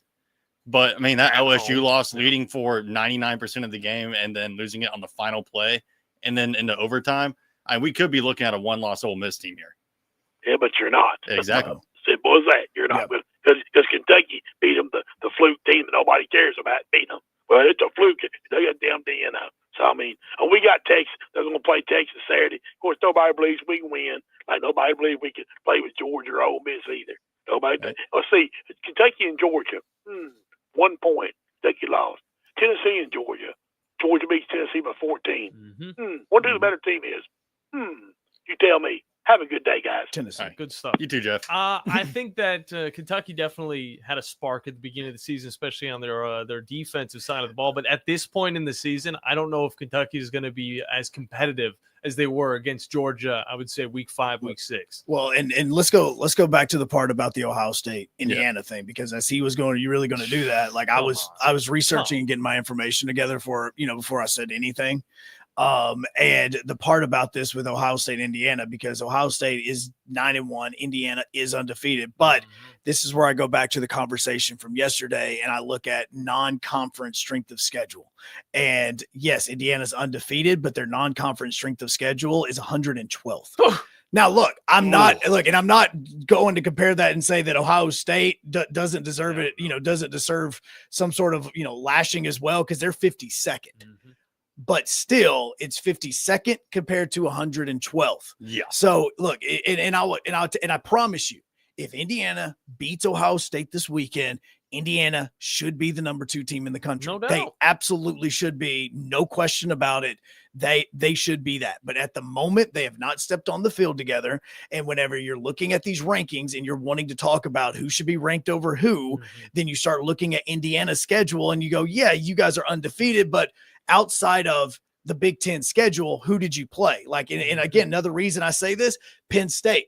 If I look at non-conference strength of schedule, Penn State is over Ohio State as well as Indiana because they have the 26th non-conference schedule. So that's another reason why I go, you know what, Penn State, you have lost a game and you lost it to Ohio State, but at the same time, the teams that you played non-conference wise, you won and your strength of schedule is better than that. That's why I continue to look at the non-conference, because when I'm wanting to compare the schedule that you gave me, I can't help if Indiana's undefeated outside of the Big Ten, but inside the Big Ten, that's a different story. And now they're winning the games that they've played. So yes, I would put Texas in front of Indiana because I believe that if those two teams stepped on the field, that Texas was going to win that football game. And the same thing goes for Penn State and Indiana, who are not going to see each other this year. And so that's why I say that Ohio State, their strength of schedule right now is better than Indiana's. That's why you put them in front of Indiana. Yeah, I was gonna say, like, and a lot of these, like what we're talking about with strength of schedule too, a lot of these SEC teams that are in the tiebreaker right now, Georgia, Alabama, Ole Miss, all these teams that are fighting for that spot, I would also put above some of those Big Ten teams that are up there. I mean, again, like Georgia, Ole Miss, Alabama, all of them, I would have favored over Indiana in a neutral site, like today. Yeah. Well, no, and I bring this up because it's not just me saying this. It is also when you're talking about the way that the committee is looking at things on the field. And in fact, look, I did not watch the college football playoff show, but I did listen to the conversation that Reese Davis had with Ward Manuel. And he talked about what this committee is looking for day in and day out whenever you're talking about comparing a lot of these teams. We certainly consider the strength of schedule and all the conversations that we have. And as we look at individual team strength of schedule as it compares to others, we look at also how the teams are playing. What is the success on the field? How are they playing? Who are they playing against is important, but it all comes into a piece of what we debate and what we discuss, as well as looking at a lot of film on these teams and seeing how they're playing. So that in the one part in that he said the strength of schedule and how they're playing on the year. Yep. Every single team that right now is in front of Indiana on the college football playoff rankings all have a higher non-conference strength of schedule. Texas, I've just looked them up as I was listening to that. Texas is the 18th non-conference schedule, going 4-0 non-conference wise this year. So that is why when I'm looking at this, like, yes, Indiana undefeated, but Penn State's played a tougher schedule in and out of conference. So is Texas, so is Ohio State, and so has Oregon. Yeah. That's the reason why you put them in front of Indiana. Now, again, this all changes on a week-to-week basis, and that is where Ward Manuel was talking a little while ago as well, because he was talking about, look, is it just the wins or losses that you're looking for? Is it just what their records are when you're comparing a lot of these teams? We watch the games, and we see how teams are playing each week. And so we assess their body of work. And so when we see a team, has close wins, struggles, comes back, but they win the game, those are great wins, for that team. But it also tells us a lot about where that team is playing. And so we're going to evaluate it each week based on how a team plays from that week, but also their entire body of work. And I know a lot of people are questioning the Tennessee only dropping 4 spots after losing to Georgia. It's because they went to Georgia, they were playing in Sanford Stadium, and they lost the way that they did. It was a game in which, in all reality, Tennessee shouldn't have even really been in based on the way that they were playing, but they kept fighting the entire time, which you're looking at and going, look, it's not just that they lost by 14, it's how they lose as well. So that is where you start looking at and you start thinking to yourself, wait a second, what about the way that these teams are losing, like in Indiana, for instance, or an Ole Miss. If Indiana were to lose to Ohio State on a last-second field goal and they go in and the ball barely goes through with no time remaining, is Indiana going to drop 15 spots because they finally lost the game? It's no, because of how the game plays out and how they play it on the field in that way. So a lot of this I see whenever I'm watching these things and I'm listening to it. It's kind of like the Nick Saban thing. If you've ever paid attention to Nick Saban, this is why he was so much better than everybody else when it came to even doing press conferences, because he went into a press conference with a mission. He came in there with a statement that he wanted to make. And the statement that this committee is wanting to make, at least through the so far this season, is that it's not just the wins and losses. It's how they lose, and it's also the schedule in which they have already played, and that's where the non-conference stuff comes into it as well. Yeah, and I think this is the perfect way to do it. I mean, you can't just look at it like Jeff said and just see the top teams with the best records should be the ones at the top. Of course, gets a little bit more complicated than that, and I always think about Oregon's schedule. They faced off against Boise State. They also were able to beat them. This also shows you that Boise State is good enough to be in this group of teams right now in the playoffs. I mean, literally, that's why I was fighting so hard for that Kansas upset against BYU. I'm like, your record is not who you say you are. You had 2 one-possession losses to top 25 teams. Your quarterback's playing well. You're going to go into BYU and you're going to do work. And lo and behold, got to get that microscope out. It's the college basketball mentality of a quad 1, quad 2 win, loss, and that. In Boise State, their only loss was a close game at the now number 1 team in the country. Yeah. you can't force them, and that's the reason why they are sitting there at that 4 seed, and they've got the fourth bye. Same story goes for Ohio State, currently sitting at 5th on the college football playoff bracket, with their only loss, of course, coming from a close loss to that number 1 Oregon team. Yep. We got to hit a break. How is Notre Dame still top 10, though? When we come back, I'm not 100% sure. When we come back, though, hopping into the cover 5 as Joe Hunk gets into some questions, and you're able to hop in as well. 256-5764 is the number to get in here on the Morning Blitz.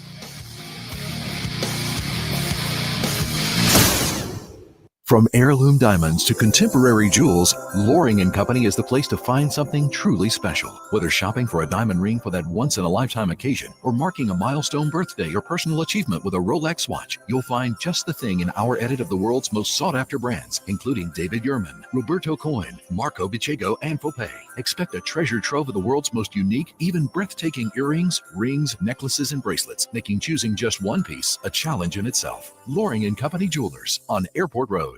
At Mr. Sparky, we're America's on-time electrician. Flickering lights and hot switches can be annoying, but they can also signal a major problem, or worse, an electrical emergency. So play it safe and leave it to the experts at Mr. Sparky. Trust our team of professional, clean, and friendly electricians. We'll get it done right and get it done safely. You don't have to put up with any malarkey. Call 888-8-Sparky. Independently owned and operated, licensed in the respective state or county. Rich Eisen here from Monday Night Football on Westwood One. Join us all season long as we get you ready for primetime NFL action every Monday night. Along with Kevin Harlan, Hall of Fame quarterback Kurt Warner, and the entire Westwood One team will take you inside the locker rooms and the stadiums for exclusive previews and all the play-by-play action. Every week on Monday Night Football. Right here on 97.7 ESPN, The Zone.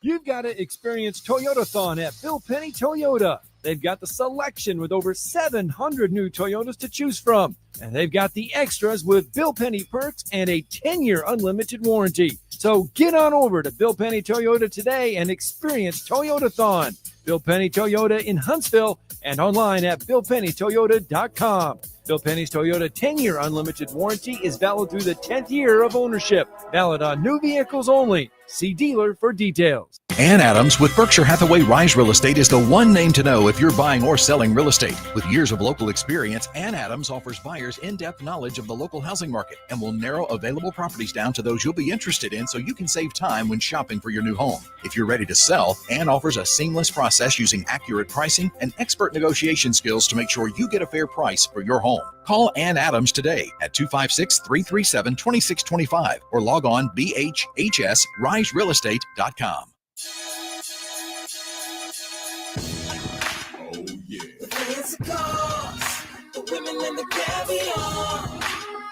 You know who we are, because we're dripping all over the world. The fancy cars, the women and the caviar. So to answer a few questions as we continue on the Morning Blitz, to answer a few questions. One, about the Notre Dame thing. Let's look at that. First off, their non-conference strength of schedule is 50 seconds because every game's a non-conference game for them. So that's the reason, just letting you know. That's why their non-conference is that, because every game's a non-conference. Second thing is, people ask, why is it Notre Dame getting into a conference? According to NBC Universal, their TV deal that they have that's running through 2029 is for $50 million, and they also receive an extra $17 million from the ACC annually. So that means that they can make $67 million. It's just too good. So why would it benefit you to go to the ACC when you're not going to make $67 million or the Big 12 or the Big 10? Right now, the SEC is the only one that can potentially get close to this because of the addition of Texas and Oklahoma, where last year I want to say the SEC got maybe $59 million That was what was on the check whenever it was in Dothan. Yeah. I'd say, yeah, it is Dothan. I almost wait. Where did I say last time that messed up? Anyways, Hey, I got a buddy from Dothan. Yeah. So there we go. No, Destin, not Dothan. That's it. Destin. God, I feel like we made the same exact we did. I make it mistake. every time. Dothan. I make it every time. Dothan is a town that's dying and has one red There's light. nothing happening in Dothan. No, I even went to look at a baseball team down there that I once was getting recruited by, and I was like, nope, this place like they took you to the. Let's not bully Dothan too much. No, okay. Because what do you know about the Peanut Festival? I know that there are peanuts and it's a festival, and they probably have honey roasted, which are my favorites. And it's fantastic. And it's fantastic. Is that literally the one thing that Dothan has every single year? Is that I believe actually so. I think it is, because we've driven through there going to the beach, and they have like all these signs up about the annual festival. Okay. So yeah, but again, Destin is where they're getting the check, not Dothan. Dothan has like one red light And peanuts. But that's the reason why Notre Dame is not getting into it. Also, when you look at what they're doing with Notre Dame, they basically have them in front of every single one-loss team, or I should say in front of every two-loss team, and Miami. That's basically it. So what's going to happen is a lot of these teams, your Ole Misses, your Georgias, your possibly even Tennessees, your Alabamas, the conference championship and making it to the conference championship is going to play into that.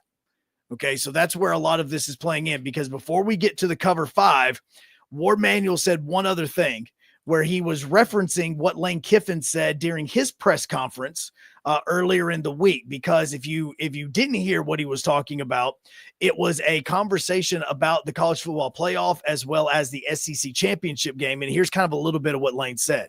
I don't know. I guess I would say, it's changed. The conference championship, could have a big impact both ways for people. So I've talked to other coaches, so I'll just kind of give you the feeling from some other coaches that they don't want to be in it. So that's a little bit of what he said. So Ward Manuel was asked about that last night, and his rebuttal was this. We have a lot of value. We're not going to, speculate on what will happen, but we have a lot of value of with the teams that make a championship game. That says a lot. Playing 12 games in the season, making your championship game is a really valuable data point, number one. Number two, we're going to evaluate the games and how teams play and the performance on the field. That's what the commissioners have asked us to do. They didn't ask us to stop right before the championship game. They asked us to rank the teams through the championship game. And I think you could see over the years how the committee has valued those championship games and who stays in and where they're ranked. But this year, we're not going to speculate. We're going to let the season play out.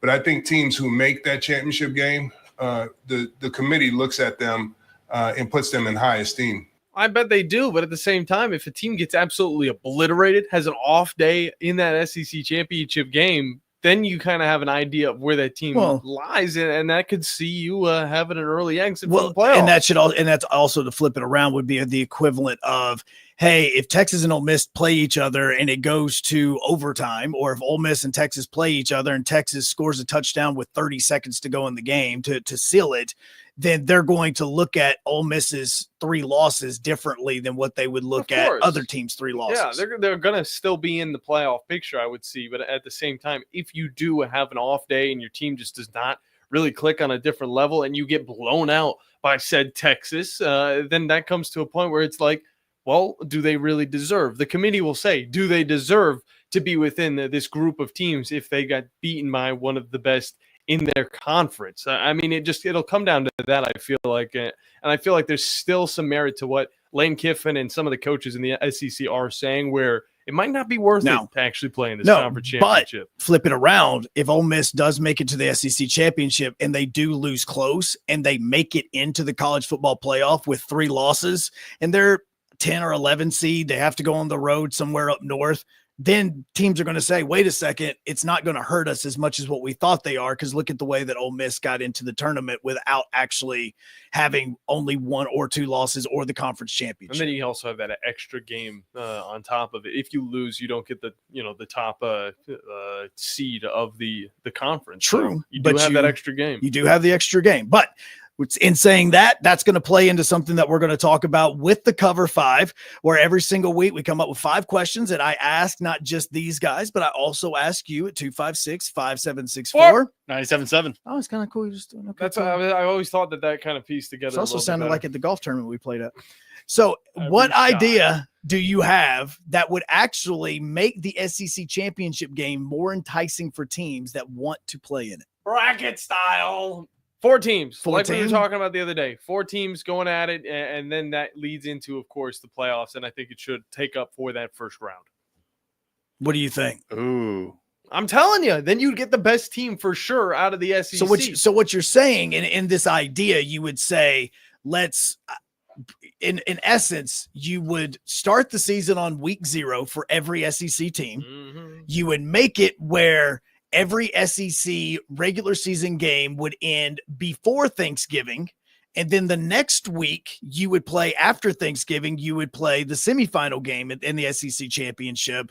And then in championship weekend would be the championship in Atlanta. Yeah, and I think it would also go into the actual college football playoffs as well. So you're not playing any extra football games, but you are implementing the best teams against each other in said conference. Because we already got, 4 right now in the college football playoff bracket as of the last night. Yeah. So, I mean, it kind of doesn't really take anything away. Just an idea. I mean, just an idea. Something Now, to throw out there. Again, for me, the biggest thing about this, and I think that the biggest negative that we're going to see from the college football playoff is going to be the second and third rounds when they're being played at neutral site games and all this that they're trying to make big and more appealing. But I think that that's going to be the biggest negative after we see the way round 1 is going to go. Because even last night, look at who Alabama was up against. Yep. It was Alabama, Notre Dame in South Bend. You cannot tell me that would not be the most electric semifinal matchup being played at Notre Dame as compared to be playing it in the Peach Bowl. That's how it would still beat their ass. You know what I'm saying? Like it So was, bad. but I'm just saying, like 40 up on them. that the thing about the bowl games is it takes away the passion, like that, which is what college football is based off of. Again, we all 3 play college football 25. We know about the passion that has been put into the game and how it feels when you're playing on a road opponent's field. Yeah, it kind of plays into it. Bandy, what would you do? Honestly, I kind of like your idea. Yeah, that's around what I was thinking. Just have the brackets into an SEC championship, and then you're into the playoffs. And that is already inside of the playoffs too. Yeah. So I mean, a lot of people think, oh, it's a championship game. Just trying to integrate it all. But it's also like round 2 of the playoffs. You know, so I mean, we're already in full swing of things, and it's going to be a big neutral site game as they plan to do regardless of what's going on. Personally, what I think they're going to do is they're going to figure out and they're going to try to run these games as long as they possibly can, as far as the bowl games, as long as the contracts are there. And then I think that after a year or so, when we just see the passion of the first round as compared to the other 2 rounds, then I think what they're going to happen is they're going to say, look, you guys can still be sponsors of this. You can pay for a sponsorship of the semifinals or the quarterfinals or something like that, but we got to have these games on site. I think that's eventually what it's going to be. I don't think because it'd be this bad at thing all. is going to evolve, and we're seeing it a lot more when talking about strength of schedule, who you've played non-conference, who you haven't played. You know, if you make the college football or if you make the conference championship game as compared to if you're not, like those things are being talked about more. We're not really sure at how this committee is looking at things just yet, but I also think that this committee is going to look at it and be like, hey, we have these agreements that we have at least got to do for a short period of time, but then we need to adjust. I would save it for the semifinals. I don't know if I would do it throughout. well- just because like what you're saying is a great idea, but at the same time, then it gets to the point where some teams might have a little bit too much of an advantage. Well, that's part of being the better team. Again, which one would be awesome to get an upset, but I mean, it would rarely ever happen. Boise State going and playing up against a top-ranked team. You could even throw out Notre Dame at Notre Dame. I just don't think there's a chance right there, even though we saw Northern Illinois do it. They're coming a little bit more prepared for these playoff games. Well, and at the same time, you can let's look at the NFL. Which one would be more difficult atmosphere to play in? Chiefs having to go to Buffalo when it's going to be 4 degrees and snowing and your hands are frozen, or if you're playing it in Indianapolis on a neutral site. You see, like that's the appeal to it. You go back and you look at the year that the Giants upset the Patriots in the Super Bowl. people forget that NFC Championship game, it was like -5 degrees at Lambeau, and the field was frozen, and the players could barely even actually stand up because of how much ice was on the field, and it played into it. You make a point with that, but I don't know if we'd see that much travel from teams out west to come over into the college football scene to teams that are out in the southeast, all of that stuff. I think there's a little bit more travel to be done in the NFL. And on top of that, I don't think these crowds get as rowdy compared to in the college football scene. Again, like I know that I mean, Bills Mafia gets crazy. No, they get crazy. But if you're telling me that Texas would have to go up to Ohio State in late December and have to play a semifinal game up there, that's going to be a totally different atmosphere than if they're having to go do it in AT&T or if they're doing it at the Sugar Bowl or something like that. You're not wrong. I think that's why there's a way behind both of it that could be good. I say that in essence of saying the semifinal games that you guys are talking about, those also need to be on the campus. That better not be, we're playing all 3 games at Mercedes-Benz. Nah. See? Whenever it gets to the semifinals, that's just where I say that's the cutoff. All right. So in turn, let's go. Let's have a little bit more uniqueness to the question, because if you don't know, and you need to let your kids know, today is National Future Teachers of America Day. Cool. It's a very long name to basically say, hey, this is the day that you're supposed to be thanking your teachers for everything that they've ever done for you. Okay. So I ask you, if you had decided to become a teacher, what subject would you have taught? You cannot say driver's ed or PE or health or any of that stuff. Like that's such a easy answer. Well, Bandy seems stumped. So now he does. He's like, dang it, I would have said PE. That gives me a reason to throw it to him first. Bandy, what do you got? I'll go history. You son of a! I was gonna go history. Hey, that's what we do. It's but at the same time, like that is the actual like real subject that a lot of sports teachers coach or not coach, but teach as they also coach. I'm coaching the same thing. I mean, I literally like every single history teacher that I can think of outside of one was a coach. Fine, AV. That's what I would do. Audiovisual. That's what I would do. That is like computer science. That's my dream job if I literally went into the school industry. Do high schools have AV? Yes, they I do. Didn't know that. Do you even still do computer science class? Yeah.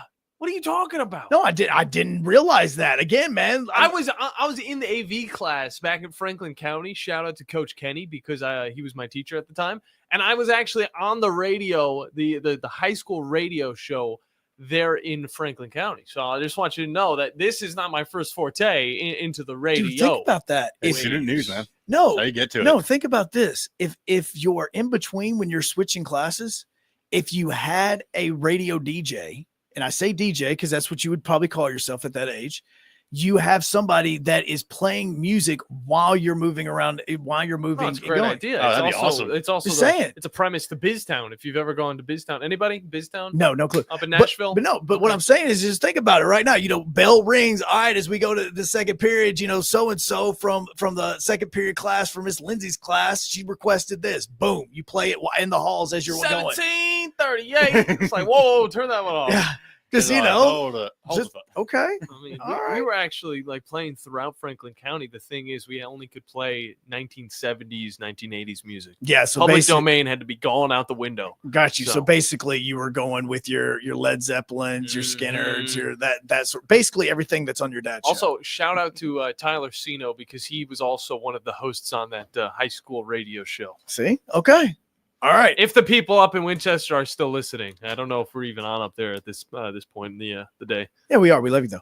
Are we? I said if we are, we love you though. Okay. Shadir Sanders. If you missed the news, Shadir Sanders has actually committed to go play in the Shrine Bowl this year instead of going to the Senior Bowl. Nobody's gonna watch it either way. Well, no. That's the reason why I bring this up. Did he make the right move in going to the Shrine Bowl? I don't think it really mattered. I mean, I guess it might be a little bit of a publicity stunt for some people to go over and watch the Shrine Bowl instead of the Senior Bowl, but they're going to watch either one anyway. I mean, they're at different dates. On top of that, they have different players. So it's like, I mean, yeah, you're going to get more viewership because of this, but it's not like the Shrine Bowl is a new thing. It's like the 100th year of it. We've already seen Tom Brady go through it. We've seen guys like Tom Brady played in the Shrine Bowl? Yeah. Matthew Judon also played in the Shrine Bowl. So, I mean, you've gotten big names in the past, But again, Shedeur Sanders. Okay, Brady wasn't a big name then, though. As I've seen, Still, but that's the point. Still, No. I've seen some takes online where it's like, why would he choose to opt out of the Senior Bowl? No. It's like, again, just doing this for publicity. Like the Senior Bowl is more. It's like no, the Senior Bowl doesn't really matter. I'm going to say that here online. Don't act like. And so I'm just saying this to people online. Don't act like you've cared about the Senior Bowl now just because Shedeur's not playing. So in it. first off, I don't defend Colorado very much, but the takes I've seen online are stupid. But I will tell you, the Senior Bowl is an amazing event. It's an amazing opportunity. And it is also an amazing opportunity for players to actually be around a bunch of coaches, get talk to them and all that. But the event itself is absolutely tremendous. I've said this for years. You will go and you will literally be walking through hotels with some of the biggest names in college football that you've been watching all year long, just hanging out. Like no, they don't have 16 SIDs around them, pushing them everywhere. Like you literally can walk up to them and get autographs, say hello, do interviews, every bit of it. Like it is amazing at how they've done. Now I say that in turn because can y'all name like the most famous player to ever play in the Shrine Bowl? Tom Brady. Steve Smith. Then, not now. 2000s Tom Brady wasn't the most amazing quarterback in the world there. He wouldn't have went 7th round. I was going to throw up Steve Smith. Is that a name on there? No, Steve Smith actually is going into the Shrine Bowl Hall of Fame this year. Oh, bet. Yeah. Yeah, so that's a good one. He just shot a dart. There's another one that's over it, though. There's actually 2 that's above that I would put above that I'm thinking of right now. All right. Well, maybe 3. Who do you got? All right, so the first one, the one that everybody's at least going to know played, or at least would go, oh, yeah, it makes sense. Brett Favre. Okay. Yeah. Brett Favre. He actually went into the Shrine Bowl Hall of Fame in 2018. He played in the Shrine Bowl. You do have guys like Chris Chandler that played in there, which, had a decent Hall of Fame career or a decent NFL career. Joey Harrington played in it. But the 2 biggest names that you can think of that played in the Shrine Bowl did so decades ago. Yeah. One, Dick Butkus. Hey, there you go. Dick Butkus. The other one, President Gerald Ford. It really secured his presidency. It did, right? Hey, you know what? That's what got it for me. That Shrine Bowl performance. There's a good thing to be said about the Senior Bowl and the Shrine Bowl. No. I mean, you've seen players that honestly don't look to have a professional career, but we got guys like Devin Leary last season who played in the Shrine Bowl, who's now like the 3rd, 4th string quarterback for the Baltimore Ravens. Okay, they're the 3rd or 4th string quarterback. So this is a guy that we were not even thinking would make it to the But NFL. here's the reason why. Because majority of the big name players, if they are going to go to a bowl like this, a postseason, all-star game, they're going to the Senior Bowl. Well, they just don't go in the first place. Well, they go just to even interview. Yeah. Like they'll go down, they'll say hello. They're not going to practice or anything, but they just go around to be around the coaches and things like that. Nobody player-wise goes to the Shrine Bowl.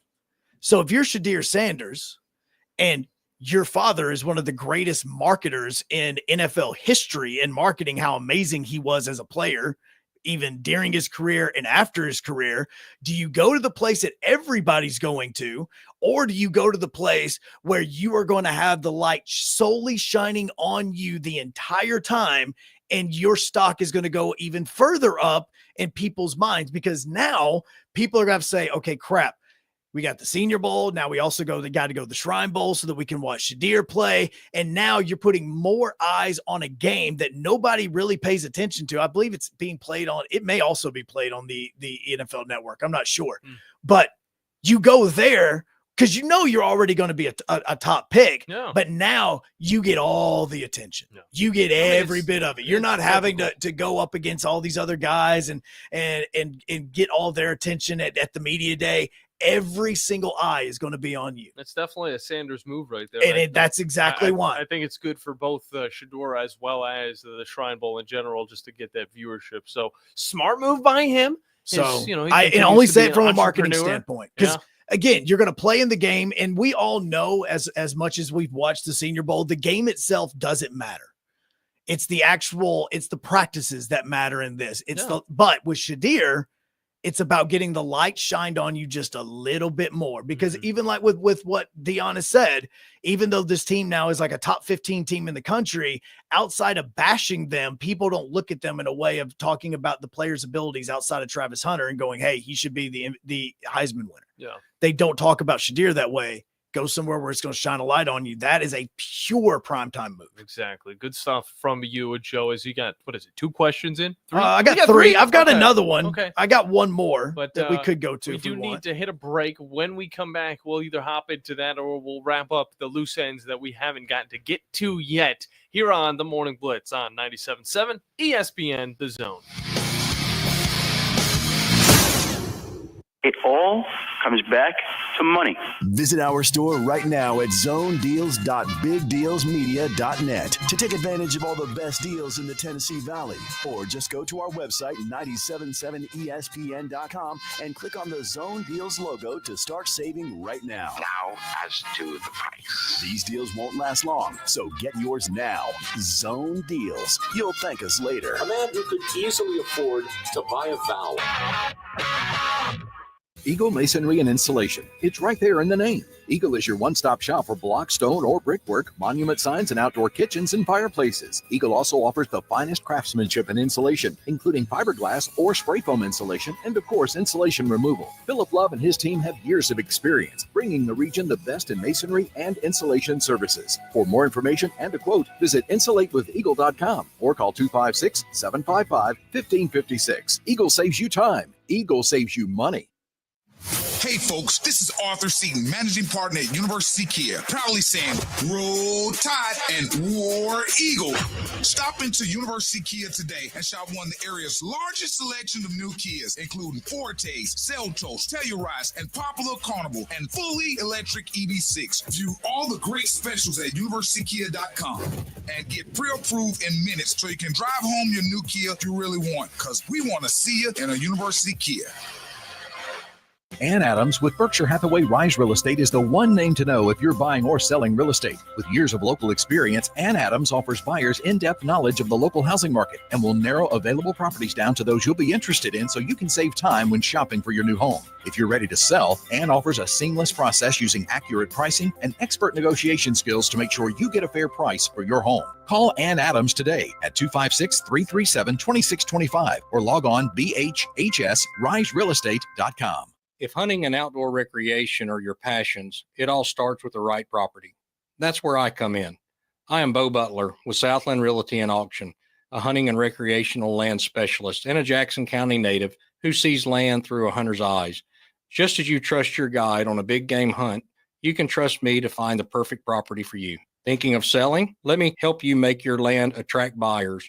Remember, Bo knows land. Call me at 256-609-0512. Isn't the story of the prodigal son an amazing story? Basically, a rowdy boy who literally wished his father dead, ran away, and consumed his wealth with hard and fast living. Yet the father looked for his return every day, and when the boy got tired of eating pig slop, he decided to return. What did the father do? As soon as he saw that boy, he ran to him, threw his arms around him, and killed the fatted calf for a great celebration. Hey, I'm John Dees, pastor of the Cross Point Church. If you're looking for a church home, come see us, smack dab across the street from the YMCA in Madison. Take it to the house this football season with the Alabama Manufactured Housing Association. If Alabama or Auburn returns their first received kickoff in the second half for a touchdown at a home SEC game, one lucky fan will win up to a $75,000 down payment towards the purchase of a manufactured home from an authorized AMHA dealer. Don't miss your chance to take it to the house this season and win a beautiful manufactured home. Register to win today at auburntigers.com/tickettothehouse or rolltide.com/tickettothehouse. Certain terms and conditions may apply. To learn more, visit alamha.org.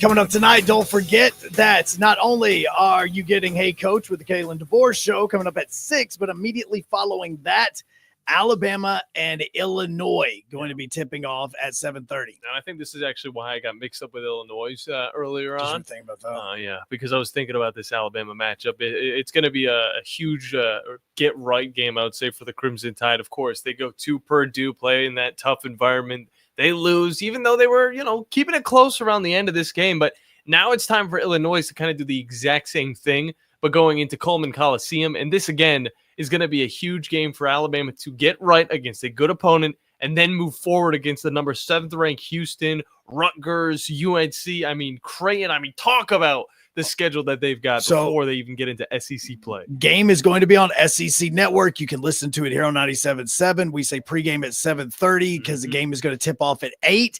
And the game is actually going to be taking place in Birmingham at Legacy. Oh, yeah. So it is going to be taking place there. Home court advantage, I would say, still.